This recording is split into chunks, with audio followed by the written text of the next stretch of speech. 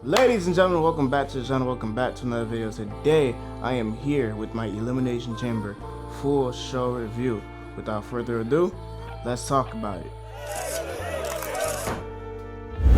Showtime shot this. Alrighty, with the first match of the night, we had the Women's Elimination Chamber. We had Rhea Ripley, Tiffany Stratton, Raquel Rodriguez, Kiana James, Asuka, Alexa Bliss, all in one chamber match to qualify to face off with Jade Cargill for the WWE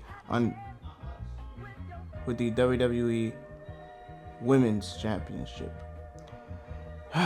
Rhea Ripley won the match. I got one prediction out of 4 correct so far. Rhea Ripley will be going up against Jade Cargill for the keep saying for the Undisputed Championship. No, she's not going against Rhea Ripley for the Undisputed Championship. She's going against Jade Cargill for the Women's Championship. This was the best match out of the whole night, besides Finn versus CM Punk and AJ Lee versus Becky Lynch. I feel like this match carried the first half of the show. For the most part, I liked it. It was cool. Rhea Ripley finally got her crowning moment because she hasn't been in the main event scene in a while. She's been with the tag team with Io Sky for the past year and a half. So Rhea Ripley is back with their 5th main event. Well, not 5th main event, but 5th women's championship match at WrestleMania for the belt, obviously. I believe that Rhea Ripley will win the WWE Women's Championship off of Jade Cargill. I don't think Jade Cargill goes past WrestleMania as champion, in my opinion. Backlash is May 9th, but we'll see. But for the most part, this match was good. Carried the first half of the show. And yeah, overall, good match. I'm glad that Rhea Ripley won. Kiana James was the MVP of the whole night. Well, not the whole night, but the first half of the match. And then Alexa Bliss got eliminated early, which kind of pissed me off, but it was cool for the moment. Tiffany Stratton was the last person to get eliminated in the match, so kudos to her, but she will not be having a women's championship match at WrestleMania, sadly, but it's fine. It's Tiffy time! Anyways, moving on to our next match, we had AJ Lee versus Becky Lynch. In my show notes, I wrote, AJ cooked.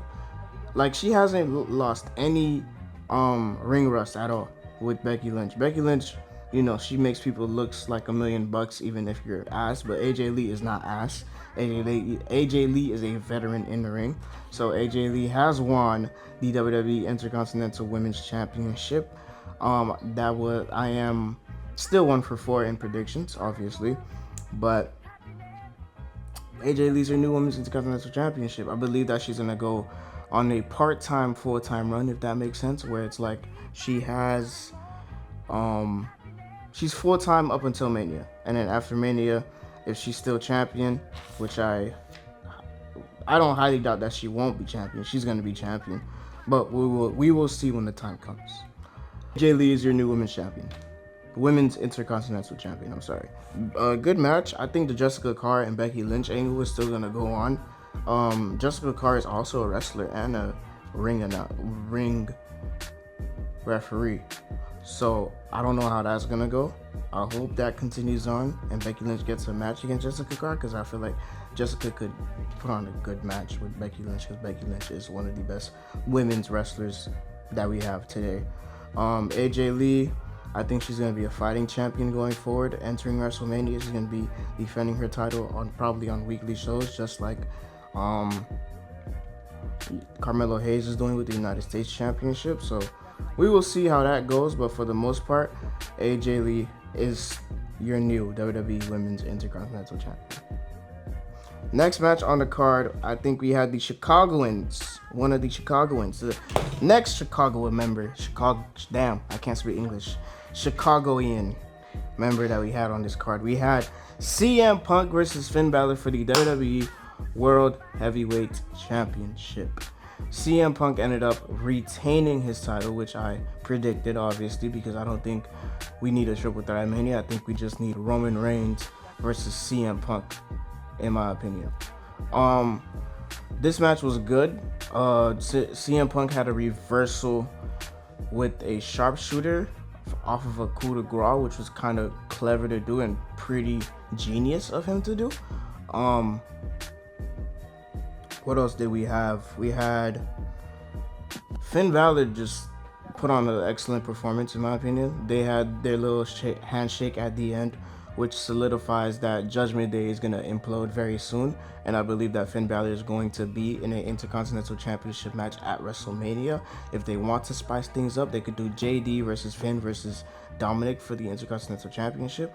But I hope to God Penta wins the Intercontinental Championship just to shake up WrestleMania just a bit.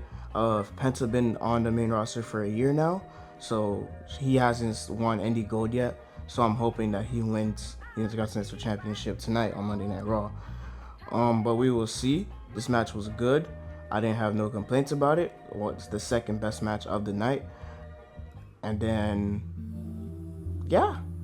CM Punk will face Roman Reigns at WrestleMania, but I don't think he's winning, obviously. Because Roman Reigns needs the belt. He needs to re-solidify himself as the tribal chief. He is the tribal chief currently, but I feel like to ultimately be at the top of the mountain, you must unlock the title. You must grab that title and hold it up, and we will acknowledge you, my tribal chief. But anyways, moving on to our last match on the card, transitioning to our last match, we had the men's elimination chamber with Cody Rhodes, Randy Orton, LA Knight, Trick Williams, Javon Evans, and Logan Paul. Jey Uso had to get taken out. I think they have other plans for him at WrestleMania this year, but he had to get taken out. The match itself was cool. The ending was cool. I liked everything about the ending. The match was alright, in my opinion. It wasn't all that jazzy. It was way lackluster than the past couple elimination chambers that we had. The one in 2023 we had was good. The one we had in 2024 was good. And the one we had in 2025 was good. But the one that we had this year was fucking ass.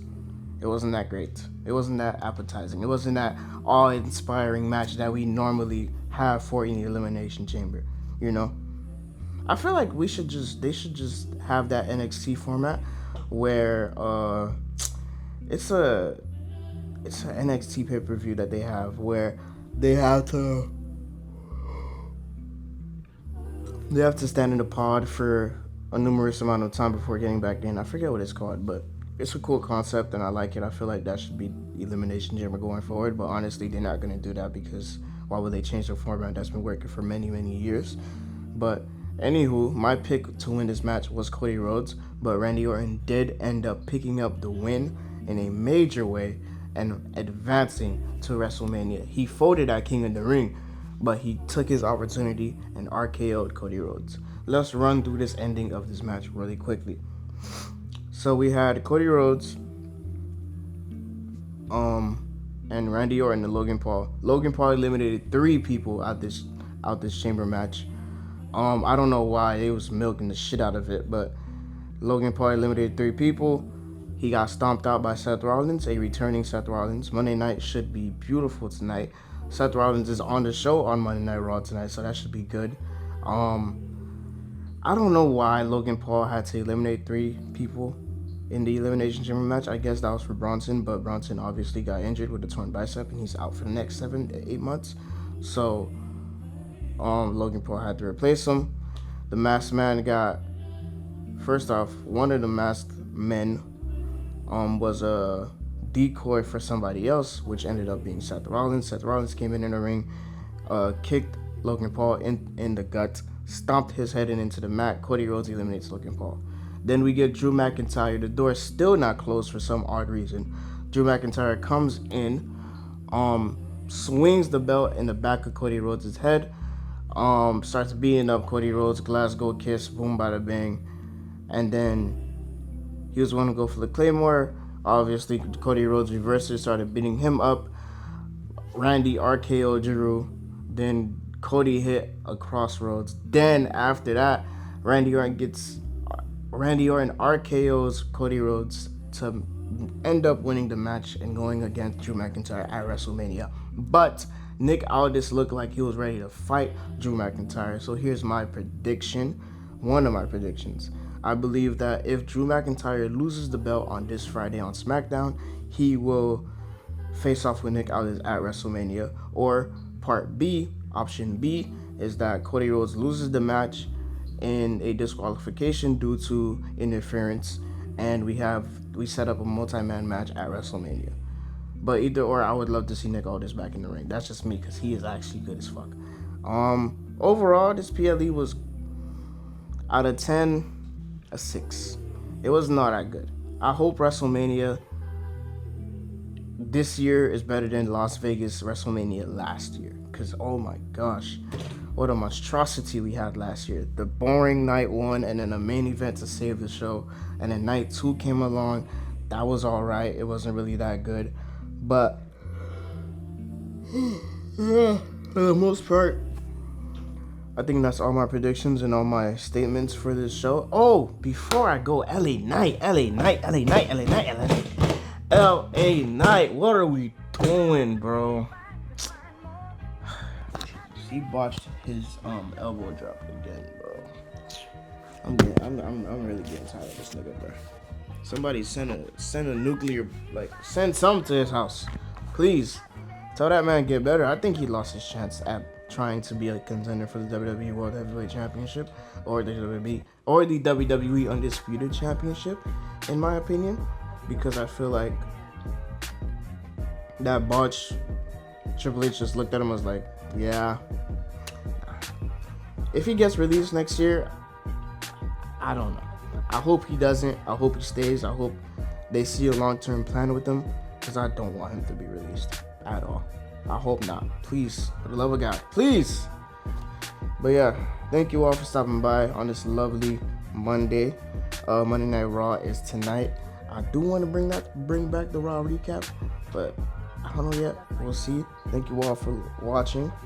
Subscribe if you guys are new. I will see you all on the next WWE video, which probably will be soon. I have a podcast episode that's on the way, featuring a special guest that we won't mention here, obviously. And yeah, I will see you all in the next episode. Thank you all for stopping by. I appreciate y'all. I will never get tired of doing this.